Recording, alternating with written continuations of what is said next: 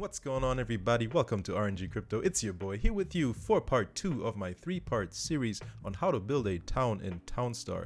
And this by no means is a guide for pros or people that are trying to compete on the weekly server. However, if you're on the monthly server just looking to get your daily town rewards, this is a good guide for you to get a self-sufficient and automated town going for yourself, guys. So get ready. Here it is. Enjoy the video.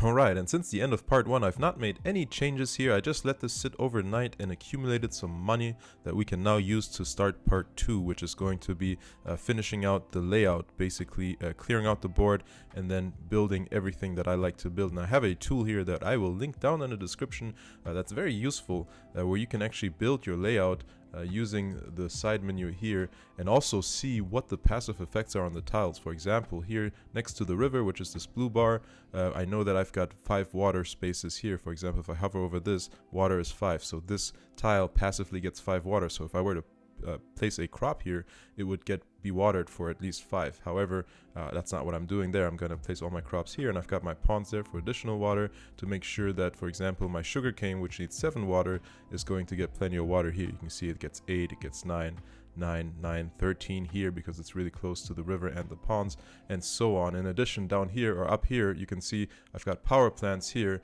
which are passively providing energy. You can see energy is 9, which is going to be what I'll need for my cake, well, not my cake, but for my candy canes to be produced by the candy shops. And it says here that they're bakeries because they don't have candy shops updated here in this tool, but basically these are going to be my candy shops, which all need 5 energy. So I've got that all drawn out there. But my start is going to be finishing out the pond formation, the crops, and going to place all the windmills around. And what I'll do is I'm going to put everything on hold. So all my workers are done, so I'm going to basically stop crafting on all of my windmills, and I'm going to continue to keep my lumbers collecting wood because I will need a lot of wood and lumber to build everything. So what I'll do now is I'll put this on loop and start clearing out the board and start building out the ponds, the crops, and the windmills, as well as the roads.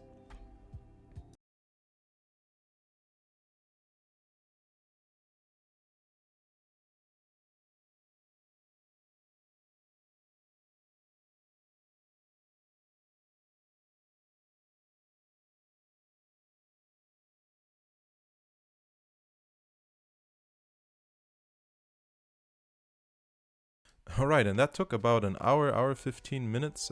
I've got my town pretty much designed the way that I want it to be designed. Now the next step would be to upgrade all of my lumberjacks to loggers and all of my farmers to tractors. Before I can do that, I need more money again because they are pretty expensive. So I'm gonna let my town run once more. All the mills are now activated. I'm gonna continue to buy or sell sugar as well as grapes. I do have grape farms here down here towards the bottom now, and once I have enough money, again, I'll upgrade both my lumberjacks as well as my farmers, and then I'm going to start building out the candy factories. In addition to, as I'm going to wait for everything to sort of accumulate money again, I actually need to upgrade my script because I now have petroleum, which is starting to accumulate a little bit quicker than my gas, and I also have energy that's accumulating, and now I also have grapes that I need to sell. So I'm gonna set all 3 of those to sell at certain amounts. So I'll go ahead and go into my script here, and I'm going to add the 3 of them. So let me copy this line, I'll paste it 3 times. All right, the first one will be petroleum.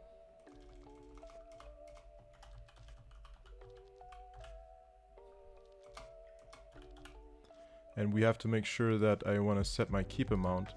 So for petroleum, I want to keep 10 at all times. Anytime we go to 20, we sell. Let's go the grapes. And the grapes are Pinot Noir grapes. So I have to go Pinot. If there's a space in the name, we have to use an underscore. Noir grapes, and make sure that we capitalize. This is the way it's written in the game. Those I will sell at 0. And then energy, I'm gonna sell once I reach 10.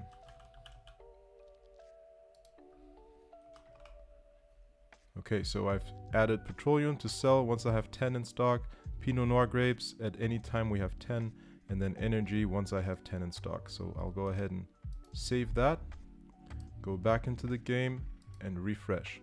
And that's going to load the updated script into the game.